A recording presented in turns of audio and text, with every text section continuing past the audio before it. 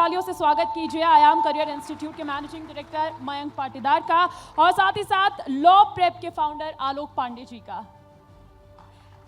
चलिए ठीक है, सबसे पहले तो आयाम करियर इंस्टीट्यूट, मयंक जी मेरा सवाल आपसे रहेगा। मैं देख पा रही हूँ कि आपका इंस्टीट्यूट जेई और नीट के प्रिपरेशन करवाता है। बिल्कुल, तो अच्छा, एक माँ बाप का सपना होता है कि अगर बेटा हुआ है तो उसको जेई देना चाहिए, बेटी है तो उसको नीट देना चाहिए।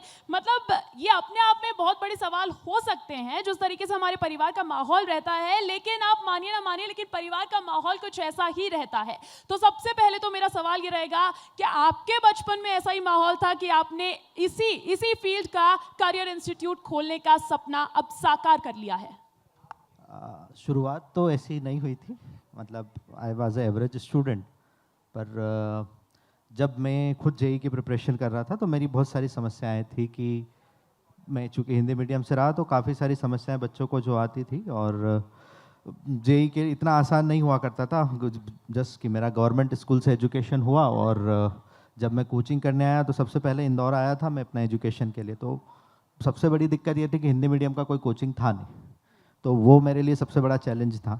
और जब मैंने इंस्टीट्यूट ज्वाइन किया, इंग्लिश मीडियम वाले बच्चों के साथ पढ़ा, फॉर्चुनेटली सिलेक्ट हुआ, आईआईटी इंदौर से पढ़ा हूँ। और वो जो प्रॉब्लम्स मैंने जो फेस करी थी, और वही प्रॉब्लम्स को सॉल्व करते हुए हम लोग इंस्टीट्यूट चला रहे हैं। और लगभग अभी 20,000 से ज़्यादा छात्र जो है हम लोग यहाँ से पढ़ चुके हैं 10 सालों में, और हर साल हम लोग सैकड़ों विद्यार्थियों को नीट और जेई में सेलेक्ट भी करा रहे हैं। तो बचपन में तो ये कभी सपना नहीं रहा था। आईआईटी तो मैंने 12th के बाद ही सुना था कि आईआईटी जैसी एग्ज़ाम भी होती है, लेकिन ये था कि जब करूँगा तो पास ज़रूर कर लूँगा।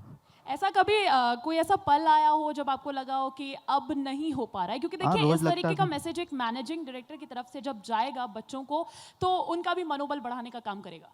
रोज लगता था कि मेरा तो हो ही नहीं सकता ऐसा नहीं है, रोज लगता था क्योंकि चैलेंजेस बहुत सारे थे। मेरे को तो सबसे पहले क्या होता था, बच्चा क्वेश्चन डायरेक्ट सॉल्व करता था, पहले मैं उसको इंग्लिश से हिंदी में कन्वर्ट करता था।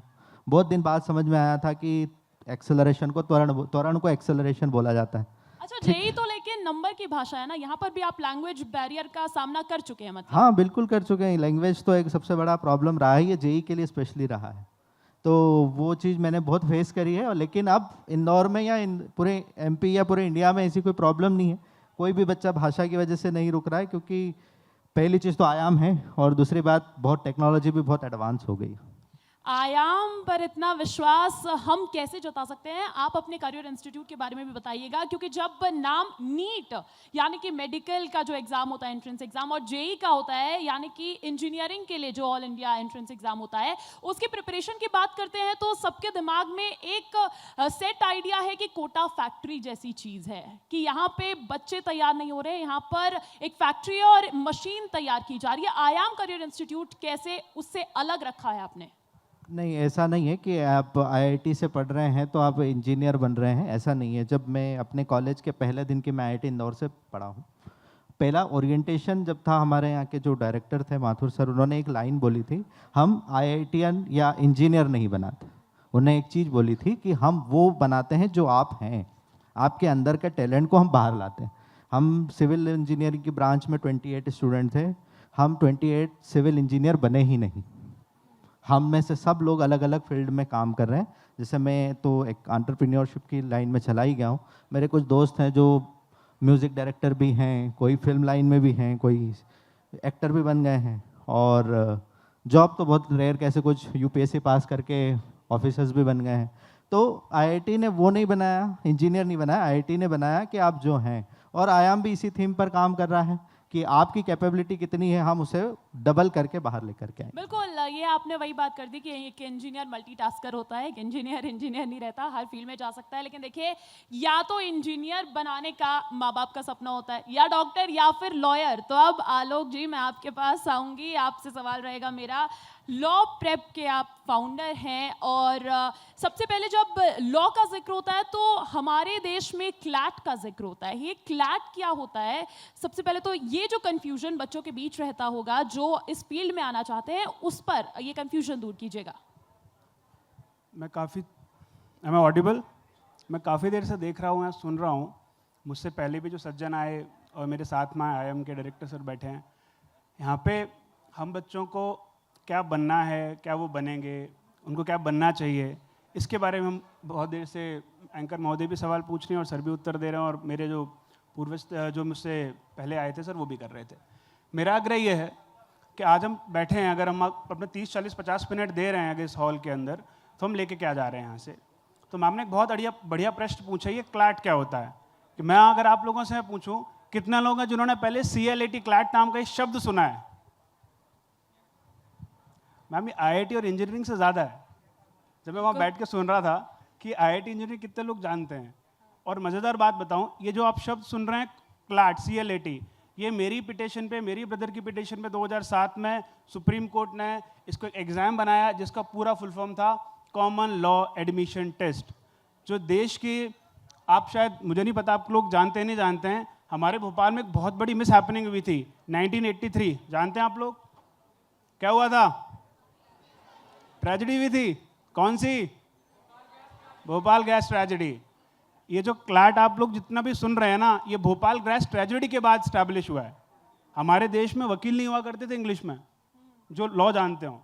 अगर 83 में, 84 में हुआ था, बिल्कुल सर 84 में हुआ था। हम सब गलत, सर ने बहुत सही करेक्ट किया इसको। तो हुआ ये कि हमारे देश में ना इंग्लिश में लॉ जानने वाले वकील नहीं थे।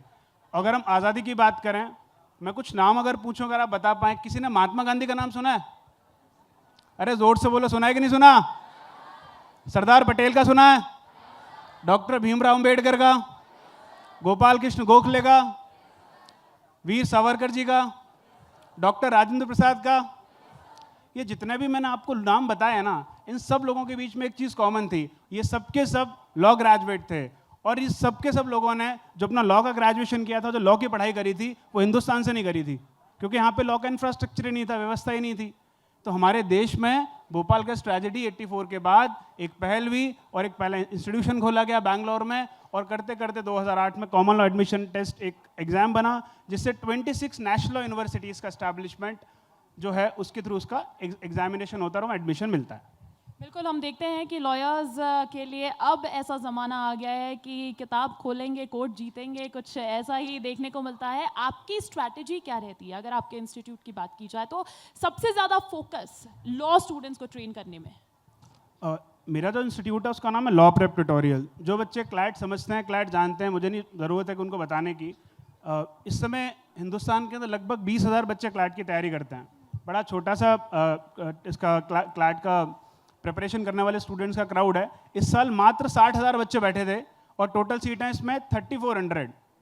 जब मैं बात करता हूँ, चाहे IIT JEE की बड़ा अच्छा एग्जाम है, इस बार उसमें लगभग 15 लाख लोग बैठे थे, और लगभग और सीटें देखें सब, अगर एडवांस की और मेंस की सारी सीटें मिला लें तो अच्छी सीटें 40-50 एक हज़ार होती हैं, अगर मैं गलत ना हूँ सर तो। और अच्छी IITs की सीटें तो 8-10 हज़ार ही हैं। वहीं अगर मैं नीट की बात करूँ, लगभग 24 लाख बच्चों ने इसका पेपर दिया था, और लगभग अगर हम बात करें तो इसमें गवर्नमेंट सीटें लगभग 38 से 40 हज़ार हैं, फिर सेमी गवर्नमेंट होती हैं, फिर प्राइवेट होती हैं। क्लैट जो पेपर है मैम, इसके अंदर इस बार टोटल 60,000 बच्चे बैठे थे 3400 सीट्स के लिए। जो लॉ प्रेप ट्यूटोरियल्स है वो क्या करता है, 20,000 बच्चों ने कोचिंग की थी, जिसमें से 14,000 बच्चे सिर्फ लॉ प्रेप पढ़ा रहा है। मेरे पास 16 राज्यों में हमारे सेंटर्स हैं, 43 ऑफिसेज हैं। पिछले 8 वर्षों में 5 बार all India rank 1 law prep से आया है। Which is a good thing, which is commendable. जोरदार तालियां इस चीज़ के लिए। लॉ प्रेप ट्यूटोरियल आज क्लैट कोचिंग में एक जाना माना नाम है, जैसे कि आंकड़े आप बता रहे हैं, लेकिन आपके अनुसार छात्रों के बीच इस विश्वास और पहचान को पैदा करने में सबसे बड़ा योगदान किस चीज़ का रहा है? मैम, अगर आप कोचिंग इंस्टीट्यूट्स की एजुकेशन की बात करेंगे तो सबसे बड़ा योगदान, मतलब इसमें कोई पूछने का सवाल भी नहीं है, क्योंकि सबसे बड़ा योगदान शिक्षकों का ही है। जो हमारे यहाँ के टीचर्स हैं, जो हमारे यहाँ के क्या बोलते हैं एडुकेटर्स हैं, उनका सबसे बड़ा रोल है। उसके बाद हमारा जो कंटेंट है, हमारे जो मॉक टेस्ट हैं, हमारा जो पेडागोजी है, उसका सबसे बड़ा रोल है। लॉ प्रेप ट्यूटोरियल जो क्लैट के फील्ड में बच्चों की पहली पसंद है। बिल्कुल, शिक्षकों का योगदान है और शिक्षा का सम्मान है, विस्तार सम्मान है। लगातार हम आपके जहन में जो सवाल रहते होंगे उस पर चर्चा कर रहे हैं। अच्छा, कभी कभी ऐसा होता है क्या, मयंक जी मेरा सवाल आपसे है, कभी कभी ऐसा होता है कि एक बच्चा बोलता है कि मैं नीट और JEE दोनों की प्रिपरेशन करना चाहता हूँ, क्या ये पॉसिबल है? हाँ बिल्कुल पॉसिबल है, हर साल पॉसिबल हो रहा है। लास्ट ईयर ही हमारी एक स्टूडेंट थे रुखसार खान, और बच्ची नीट में भी अभी जीएमसी मेडिकल कॉलेज में पढ़ रही है और जेई में भी उसकी 8200 रैंक थी। तो ऐसे हर साल एग्जाम्पल्स हैं। मेरे जो ब्रदर हैं वो डॉक्टर मयूर पाटीदार, वो खुद डॉक्टर हैं और मैनिट में उनका सिलेक्शन हुआ था। फर्स्ट ईयर उन्होंने मैनिट में करने के बाद एमबीबीएस ज्वाइन किया। ऐसे हर साल बच्चे हैं जो नीट के साथ साथ जेई भी क्रैक करते हैं। जेई क्रैक करना is much easier than NEET. अच्छा, क्या क्या क्या कहा आपने? माफ कीजिएगा, मैं सुन नहीं पाई। आप खो गई थी इसीलिए आपका ध्यान ना था। नहीं, अक्सर ऐसा होता है क्या बच्चे खो जाते हैं आपकी क्लास में? हाँ बिल्कुल हो जाता है, इसीलिए हम ध्यान उसका ऐसे ही आकर्षित करते हैं जैसे मैं अभी कर रहा था। अच्छा, मैं एक्चुअली आपके ही इंस्टीट्यूट के बारे में पढ़ रही थी। एक्स्ट्रा एज प्रोग्राम आप लोगों ने जो लॉन्च किया है, इसे आपने ही शुरू किया है जैसे कि जानकारी मेरे पास आई है, उसके बारे में आप अगर बताना चाहें तो। एक्स्ट्रा एज प्रोग्राम एक्चुअली में जब मैं पिछले 12 सालों से पढ़ा रहा हूँ तो उसमें एक चीज़ हमेशा कॉमन मैंने देखी है कि एक फिगर फैक्ट और फिगर बताता हूँ। गवर्नमेंट में लास्ट ईयर जो साइंस स्ट्रीम के जो स्टूडेंट थे 1,58,000 बच्चों ने 12th एग्ज़ाम दिया था साइंस स्ट्रीम से। लेकिन अगर मैं नीट और जेई की बात करूँ तो सिर्फ 22,000 बच्चे ऐसे जिन्होंने फॉर्म फिलअप किया था और 16,000 बच्चे जिन्होंने एग्ज़ाम दिया था। मतलब अभी एक बहुत बड़ी संख्या जो है वो मेन स्ट्रीम से बाहर है। लगभग 1,40,000 बच्चे ऐसे हैं जिन्होंने नीट और जेई के एग्ज़ाम के बारे में जानते भी नहीं। तो उन बच्चों को मेन स्ट्रीम से जोड़ने के लिए हम लोगों ने एक एक्स्ट्रा एज प्रोग्राम चालू किया है। इस प्रोग्राम के तहत हम चाहते हैं कि हर गवर्नमेंट स्कूल में नीट और जेई की तैयारी हो। ये प्रोग्राम जो है हम फ्री ऑफ कॉस्ट चला रहे हैं। हर स्कूल में 2 घंटे की लाइव क्लासेस होंगी जिसमें बच्चा डायरेक्टली हमारे इंदौर सेंटर से क्लासेस को अटेंड कर पाएगा और लगभग हर गवर्नमेंट स्कूल में हम लोग क्लासेस पहुंचा पाएंगे और this program is absolutely free. बिल्कुल। आलोक जी, मुझे ये बताइएगा कि लीगल फील्ड में आजकल कौन से नए ट्रेंड सामने आए हैं जो पहले आज से 10-20 साल पहले नहीं हुआ करते थे? हमने ना बचपन में एक मूवी देखी थी, मैं तो बड़ा छोटा था उस समय, आप लोगों ने भी देखी होगी। पिक्चर का नाम था दामिनी। उसमें एक बड़ा सीन है, सनी देओल साहब उसमें बोलते हैं कि जो लॉ क्या था, और मैम ने जो क्वेश्चन पूछा, उस पिक्चर में एक सीन था जिसमें कहते हैं कि साहब तारीख पे तारीख, तारीख पे तारीख, तारीख पे तारीख, नहीं मिलता है तो बस इंसाफ। वहाँ से लेके लॉ के अंदर अगर हम आज की बात करें, जो न्यू एरा के करियर ऑप्शंस हैं जो सबसे ज़्यादा उभर रहे हैं, जो आजकल ट्रेंड में है, अभी आईपीएल ख़त्म हुआ है तो स्पोर्ट्स मैनेजमेंट और स्पोर्ट्स को लेके बहुत बड़े लीगल अपॉर्चुनिटीज़ आए हैं। आप कॉरपोरेट्स की बात कर सकते हैं, आप बात कर सकते हैं साइबर लॉ की, आप बात कर सकते हैं मैरीटाइम लॉ की, स्पेस लॉ की। अभी गोल्डन डोम करके व्यवस्था बनाई है अभी अमेरिका ने, तो वहाँ से स्पेस लॉ के अंदर जो खूब सारे डेवलपमेंट हैं वो सामने आए हैं। तो लॉ अब सिर्फ वकालत सिर्फ कोर्ट तक नहीं रह गई है। लॉ आजकल अभी रिसेंट एक बहुत बड़ा आप लोगों ने टेक ओवर सुना होगा, जियो और डिज्नी मिल गए तो जियो हॉटस्टार बन गया, जियो स्टार बन गया हॉटस्टार। इन लोगों का मर्जर एक बहुत बड़ी लॉ फर्म ने करा जिसने 2000 करोड़ रुपए लिए। Can you imagine? तो ये कोर्ट की तो बात ही नहीं थी। लेकिन अगर हम देखें न्यू एरा करियर ऑप्शंस में तो कॉर्पोरेट लॉज बहुत बहुत बहुत ज़्यादा डिमांड में है आजकल। ऐसा है क्या कहीं ना कहीं अब लॉ फील्ड को लेकर, लीगल फील्ड को लेकर लोगों में एक कंफ्यूजन पैदा हो रहा है क्योंकि मार्केट पूरा खुला हुआ है, बच्चों को इतना ज़्यादा क्या कहते हैं लालच दिया जाता है, आप हमारे यहाँ आएंगे, तो उससे आपका इंस्टीट्यूट कैसे अलग है? मैम मुझे लगता है कि लॉ करने वाले बच्चे थोड़े से स्पेशल होते हैं। अच्छा। मैं क्यों इसको बोलता हूँ, अब आईआईटी की बात करूँ या मैं नीट की बात करूँ या सिविल सर्विसेज की किसी की बात कर लें, किसी भी एग्जाम का जो सिलेक्शन रेशियो है वो 0% के इधर है, 0 के इधर किसी का नहीं, किसी का 1% भी नहीं है। इस समय नेशनल यूनिवर्सिटी का जो एग्जाम है क्लैट, उसका एकमात्र एग्जामिनेशन का सिलेक्शन रेशियो 3% है। तो जब हमारे बच्चे करने वाले लिमिटेड हैं, हमारे बच्चे स्पेशल हैं, तो मुझे लगता नहीं है कि हमें ज़्यादा बच्चों को ऐसा बोलना पड़ता है कि हमारे यहाँ आइए। वैसे भी 60-70 हज़ार तैयारी करते हैं, जो 60-70 हज़ार तैयारी करते हैं मेजॉरिटी के लोग जानते होते हैं, जिनको पता है कि इनको नेशनल यूनिवर्सिटी में सीट चाहिए, तो बहुत ऐसा दिक्कत आता नहीं है। मतलब आप बहुत ज़्यादा कंपटीशन कर रहे हैं, लेकिन देखिए मैं तो एक जर्नलिस्ट हूँ, बहुत मैंने बात कर ली है, एक डॉक्टर बनिए, इंजीनियर बनिए, लॉयर बनिए, लेकिन आप लोगों में से कौन ऐसा है जो जर्नलिस्ट बनना चाहता है? मतलब मेरी ये पोजीशन, मैं एंकर भी हूँ, मेरी ये पोजीशन इतनी भी खराब नहीं है, माना कि ये बहुत ही सम्मानजनक पोजीशन है। आप में से कोई ऐसा जो जर्नलिस्ट बनना चाहता है? एक बार हाथ उठा के, कोई भी, एनीवन? एटलीस्ट मुझे एक लड़की दिख रही है। आप मुझे बाद में मिलेगा, इतना खराब पेशा भी नहीं है। आप इनको माइक दीजिएगा, अभी हम इनसे बात करेंगे, थोड़ा माइक दीजिएगा जरा।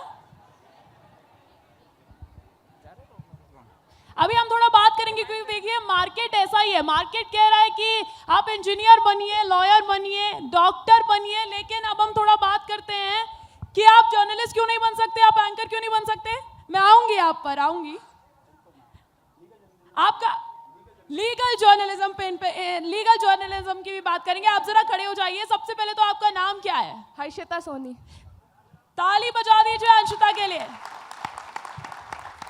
अच्छा, इसी के साथ साथ मैं देख पा रही हूँ कि प्रोबेबिलिटी आप देखिए, मतलब रेशियो देखिए 1:99 का, इतनी भीड़ है, लेकिन इसमें एक और इसीलिए आज उसके हाथ में माइक है। मैं चाहती हूँ कि आने वाले दिनों में आपके हाथ में माइक रहे जैसे मेरे हाथ में माइक है। Thank you. अच्छा, आपको ऐसा क्यों लगता है कि आपको जर्नलिज्म करना चाहिए, जरा बताइएगा। ये एक ऐसी फील्ड है जिससे जरिए आप जो दुनिया की सच्चाई है सबसे पहले सामने ला सकते हो, उसके क्या बाद ही बात आप है। कुछ कर सकते हो। अच्छा, जो बहुत अच्छा डॉक्टर बन गया उसने भी अगर गलती कर दी तो कौन सामने लाएगा? जर्नलिस्ट। एक जर्नलिस्ट सामने लाएगा। एक जर्नलिस्ट सबसे बड़ा होता है, उसके सामने चाहे कोई नेता हो या कोई अधिकारी, कोई कुछ नहीं लगता अगर उसने गलती की है तो। कभी कोर्ट आके देखो, पता चले। सर, अगर जर्नलिस्ट एक आपके पीछे पड़ गया ना तो कोर्ट वोट कुछ नहीं कर पाएगा। दुनिया की सच्चाई जनता के हाथ में होती है और जनता के सामने जर्नलिस्ट होता है। जनता जनार्दन है, रिपब्लिक इंडिया है, रिपब्लिक भारत है। अभी गुड़िया छोटी है, इसको पता नहीं है कि कंटेम्प्ट ऑफ कोर्ट होता है, 3 माह की जेल होती है ऐसे बोलने पे। Contempt of court. अच्छा, डेमोक्रेसी भी होती है। Yes sir. डेमोक्रेसी भी होती है। डेमोक्रेसी का गार्डन ही तो कोर्ट है। सर, देश की ओनर कोई अधिकारी या कोई प्रेसिडेंट नहीं होता है, देश का ओनर जनता होती है। संविधान है। नहीं सर, तो संविधान भी जनता वो से ही है ना। संविधान भी जनता के लिए है। जनता के लिए है ना संविधान। वो संविधान भी जनता के लिए है। Top most legal sir document of अगर आवर कंट्री। जनता नहीं होगी तो संविधान का क्या करेंगे? संविधान होगा तो ही जनता अच्छे से काम करेगी, तभी डेमोक्रेसी सर होगी। बहुत बेटा, सारी कंट्रीज ऐसी है जहाँ पे संविधान नहीं है पर जनता है। एक नाम बता दो। बहुत सी अच्छा, कंट्रीज सर गूगल पे सर्च कर लीजिए। बताओ संविधान ना किसके बोलने से लिए? पहले। संविधान एक बताओ। अच्छा, जैसे ये कर रही है और वो भी एक वकालत से, ये तो पक्के जर्नलिस्ट बनेगी। ये इसमें गुण है, मतलब बहुत हमारे बढ़िया। पेशे में एक मैम। चीज है। और विस्तार न्यूज आपको ऑफर भी देने जा रहा है। और देखिए हमारे एडिटर इन चीफ पता नहीं मुझे बाद में क्या बोलेंगे, लेकिन देखिए आपके लिए ऑफर आ चुका है, तो आपसे हम बाद में बात करेंगे क्योंकि आप मैम पहले ऑफर बताएं। जर्नलिज्म कीजिए विस्तार न्यूज में। पहले ऑफर बताइए। ऑफर थोड़ा कॉन्फिडेंशियल है और खासकर वकीलों को तो बताना भी नहीं चाहिए। सही बात है।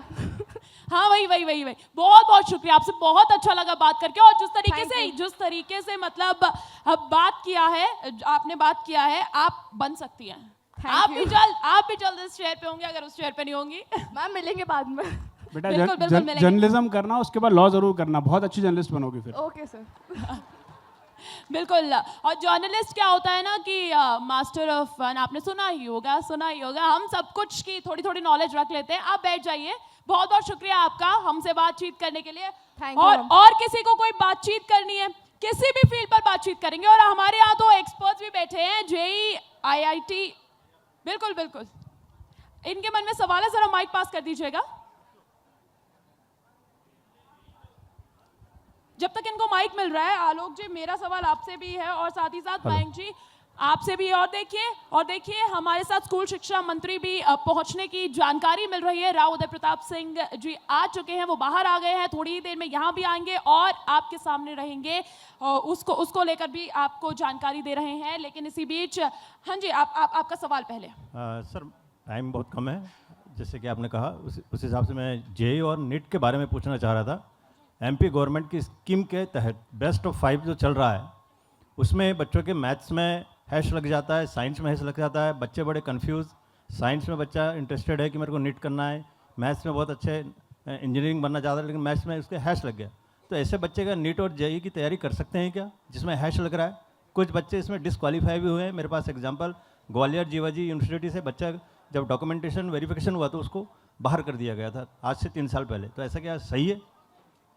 देखिए, अगर आप जेई और नीट की तैयारी करते हैं तो ज़रूरी नहीं कि आपका राइटिंग स्किल बहुत अच्छा हो। देखिए, आप बोर्ड के एग्ज़ाम में जब हम बात करते हैं तो हमारे राइटिंग स्किल बहुत अच्छा होना चाहिए, लेकिन अगर हम कॉम्पिटिटिव की बात करें तो वहाँ हमारा ऑब्जेक्टिव अप्रोच बहुत अच्छा होना चाहिए। तो हैश की बात कर रहा हूँ, जो हैश लग जाता है वो बच्चे एप्लीकेबल रहते हैं कि नीट और नहीं, वो एप्लीकेबल जरूरी नहीं रहते हैं, वो एप्लीकेबल तो नहीं है। हाँ। लेकिन हम लोगों के पास कई ऐसी स्कीम्स हैं जिसके तहत बच्चा अपने इम्प्रूवमेंट भर करके वापस से एग्ज़ाम दे सकता है। जैसे आप अगर हम बात करें तो मेरिट इम्प्रूवमेंट का फॉर्म जो है हमारे एमपी बोर्ड में होता है, सीबीएसई में भी ये लॉ होता है कि आप किसी भी एक सब्जेक्ट के एग्ज़ाम को वापस से दे सकते हैं और अपना रैंक इम्प्रूवमेंट कर सकते हैं। अब इसी चीज़ के लिए यहाँ भोपाल में जो कोचिंग्स है वो बच्चों को या पेरेंट्स को मिसगाइड कर दें कि आप नीट की तैयारी कर सकते हैं, जेई की तैयारी कर सकते हैं, लेकिन बच्चा जब डॉक्यूमेंटेशन जब वेरिफिकेशन के लिए जाता है, जब सेलेक्ट होने के बाद 1 साल बाद या 6 महीने बाद बच्चा वहाँ से डिस्क्वालीफाई हो जाता है। मेरे पास ग्वालियर जीवाजी यूनिवर्सिटी का एक एग्जाम्पल है जहाँ से बच्चा डिस्क्वालीफाई होकर आया है मेडिकल कॉलेज से। एक्चुअली सर ये तो कोचिंग की नैतिक जिम्मेदारी है कि इसमें पेरेंट्स को और बच्चे को सारी चीज़ें बताई जाए, क्योंकि एक से एग्ज़ाम में कई सारे ऐसे क्राइटेरियाज होते हैं जो हमें पता भी नहीं है। जैसे एक बहुत बड़ा नीट में क्राइटेरिया है कि 12th में बायोलॉजी के साथ 11th में बायोलॉजी होना बहुत ज़रूरी है, क्योंकि वहाँ पर 11th की मार्कशीट भी लगती है। कई बार हमें ये पता ही नहीं होता है कि 11th की मार्कशीट जरूरी होगी। 11th में बच्चे का मैथ्स है, 12th में उसने चेंज करके बायोलॉजी किया और नीट का एग्जाम दिया, वो बच्चा भी कभी मेडिकल कॉलेज में नहीं गया। 11th रेगुलर भी होना कंपलसरी है। रेगुलर प्राइवेट के लिए गवर्नमेंट ने, अभी कोर्ट ने उसके लिए एग्जेम्पशन दे रखा है कि आप प्राइवेट से भी कर सकते हैं, लेकिन आपका 2 साल कंटिन्यूसली बायोलॉजी पढ़ना जरूरी है। तो ये कोचिंग की नैतिक जिम्मेदारी होती है।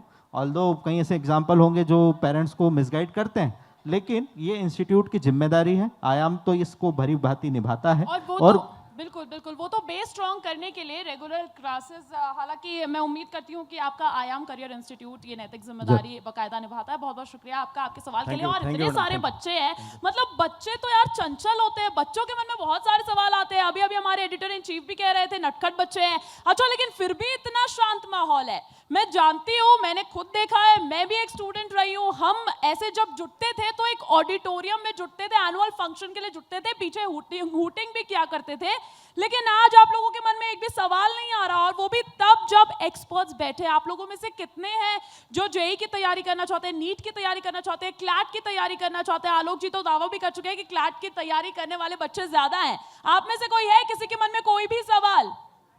बिल्कुल, माइक पास कीजिएगा जरा।